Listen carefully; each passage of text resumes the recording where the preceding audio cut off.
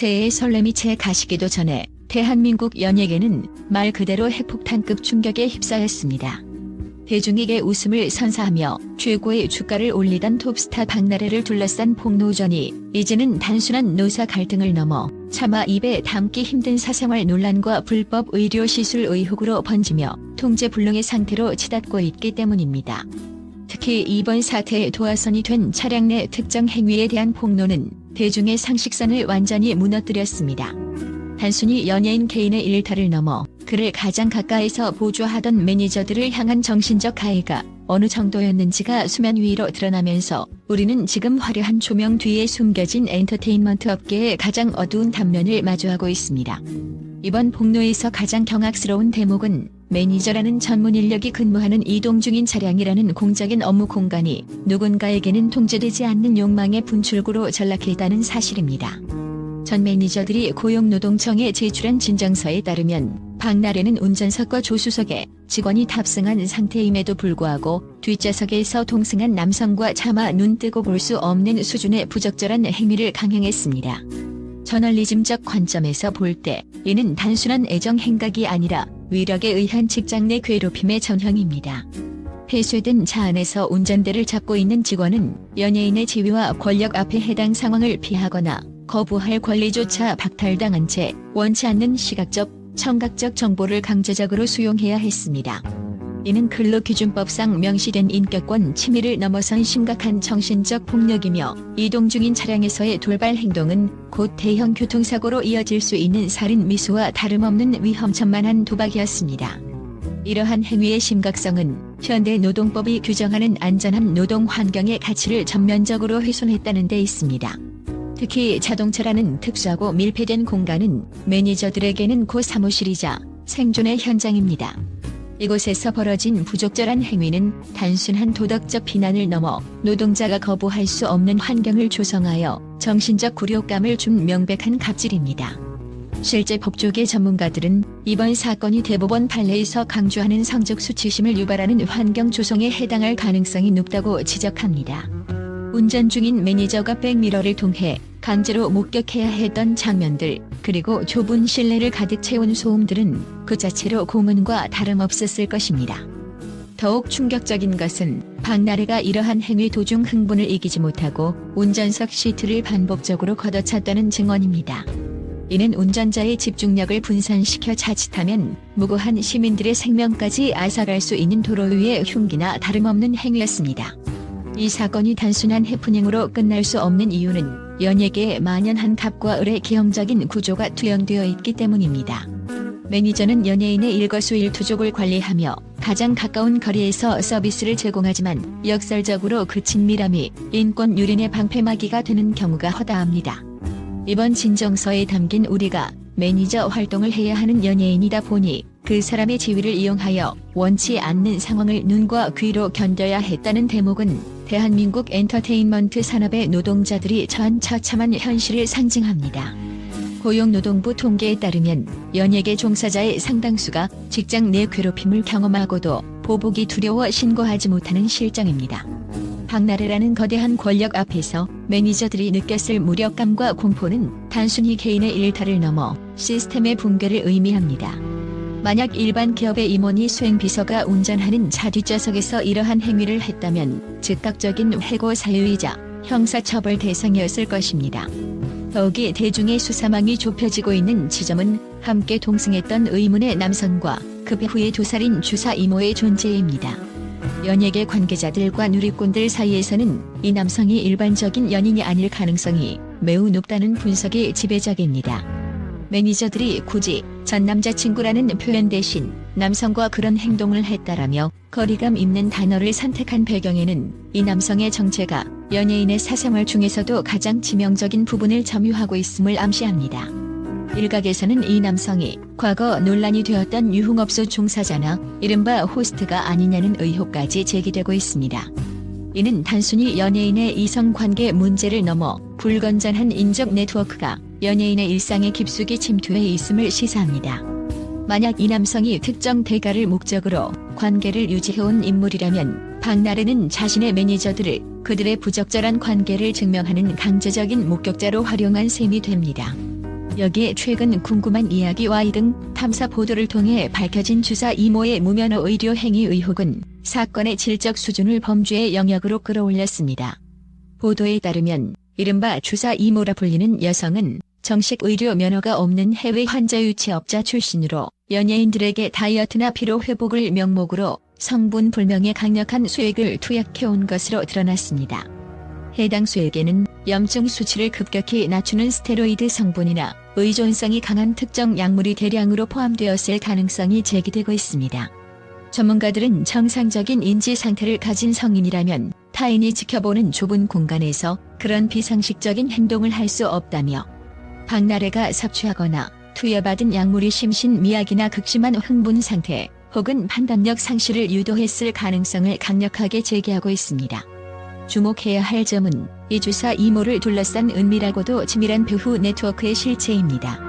탐사 보도 결과 이 여성의 남편이 외부에서 약물을 조달하고 전달하는 핵심 역할을 맡았으며 이들은 단순한 개인 시술자를 넘어 조직적으로 움직이는 불법 의료 카르텔의 양상을 띠고 있었습니다.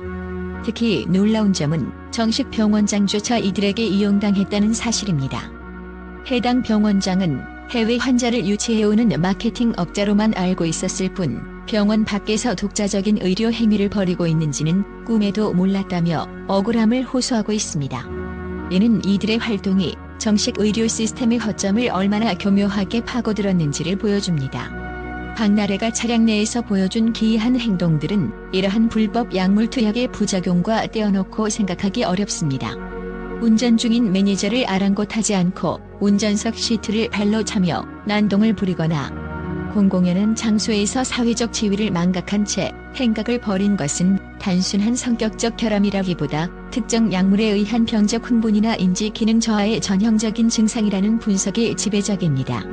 의학 전문가들은 검증되지 않은 고용량 수액을 지속적으로 투약할 경우 일시적인 조증 상태나 전두엽 기능 약화로 인해 도덕적 제어 장치가 풀릴 수 있다고 경고합니다. 결국 박나래의 추락은 개인의 도덕성 부재와 더불어 연예계의 독버섯처럼 퍼진 불법 의료 네트워크가 만들어낸 합작품인 셈입니다. 이 사건은 이제 한 연예인의 가십을 넘어 국가적 차원의 법적 쟁점으로 번지고 있습니다. 국회에서는 이번 사태를 계기로 무면허 의료 행위의 처벌 수위를 대폭 강화하고 연예인들의 약물 오남용 실태를 전수조사해야 한다는 목소리가 커지고 있습니다. 이른바 주사 이모 방지법으로 불리는 의료법 개정안이 긴급 발의되었으며 수사당국은 해당 여성에 대해 출국 금지 조치를 내리고 대대적인 압수수색에 착수했습니다. 주사 이모 측은 대형 로펌을 선임하며 모든 시술은 환자의 요청에 의한 정당한 서비스였다고 맞서고 있지만 피해를 호소하는 증언들이 쏟아지면서 법적 파국은 피할 수 없을 것으로 보입니다. 사건이 알려진 후 박나래 측의 대응 방식 또한 비판의 도마 위에 올랐습니다. 상해 진단서와 치료 확인서라는 명백한 물증을 제시한 전 매니저들의 주장에 대해 그런 상황 자체가 없었다는 식의 전면 부인으로 일관하는 태도는 전형적인 가해자의 방어 기제로 읽힙니다. 위기관리 전문가들은 이러한 부인은 대중에게 증거를 무시하는 오만함으로 비춰지며 오히려 여론의 공분을 부채질하는 결과만 낳았다고 분석합니다. 특히 이번 사태는 단순한 기억의 오류라고 주장하기엔 매니저들의 피해 기록이 구체적이고 일관적입니다. 그럼에도 불구하고 박나래 측이 보인 모르쇠 전략은 과거 그녀가 방송에서 보여주었던 당당하고 책임감 있는 대장의 이미지와 정면으로 충돌하며 대중으로 하여금 그녀의 모든 말과 행동이 철저히 계획된 가식이었음을 확신하게 만들었습니다. 더욱이 동료 연예인 김숙의 SNS 게시물에 좋아요를 누르는 등 자숙과는 거리가 먼 행보를 보인 것은 대중을 기만하는 행위이자 자신의 연예계 내 영향력으로 논란을 덮을 수 있다는 오만함의 방증입니다. 연예 대상 수상자가 보여야 할 최소한의 윤리의식은 실종되었고 대신 누릴 수 있는 특권에만 집착하는 모습이 투영되었습니다. 엔터테인먼트 시장에서 이미지는 곧 화폐이며 생존권입니다. 하지만 이번 사태로 드러난 그녀의 이면은 그간 방송에서 보여준 솔직하고 당당한 모습과는 정반대의 추악함을 담고 있었습니다. 대중은 이제 웃음을 주는 광대가 아닌 직원을 사람으로 보지 않는 갑질 연예인으로 그녀를 낙인 찍었으며 이는 돌이킬 수 없는 여론의 임계점을 넘어선 것으로 보입니다. 온라인 커뮤니티에서는 방송국 놈들이라는 표현을 즐겨 쓰더니 정작 본인이 가장 악질적인 고용주였다는 조롱이 쏟아지고 있습니다. 또한 이번 대응에서 주목할 점은 박나래 측이 사생활이라는 방패 뒤로 숨으려 했다는 것입니다. 하지만 이번 폭로의 핵심은 사생활 그 자체가 아니라 그 사적인 행위가 타인의 업무 환경을 심각하게 오염시켰다는 점에 있습니다. 공적인 책무와 사적 욕망을 구분하지 못한 결과가 바로 지금의 파국입니다. 위기관리 매뉴얼상 가장 최악의 수인 피해자 코스프레와 증거 부인을 동시에 선택함으로써 박나래는 연예계 복귀의 신라 같은 희망마저 스스로 걷어차 버렸습니다. 이제 대중은 단순히 그녀의 하차를 넘어 연예계 전반에 퍼진 이러한 특권 의식의 뿌리를 뽑아야 한다는 거대한 흐름을 형성하고 있습니다. 결국 이번 사태는 대한민국 연예계 전반에 걸친 인권 감수성의 부재와 불법 시술이라는 고질적인 병폐가 결합되어 터진 상징적인 사건입니다. 전문가들은 이번 사건이 단순한 연예계 가십을 넘어 우리 사회의 노동윤리와 법적 사각지대를 창조준하고 있다고 입을 모읍니다. 고용노동청과 수사기관은 단순히 사실관계를 확인하는 수준을 넘어 연예인이라는 우월적 지위가 한 인간의 노동권과 인격을 어떻게 말살했는지 엄중히 조사해야 합니다.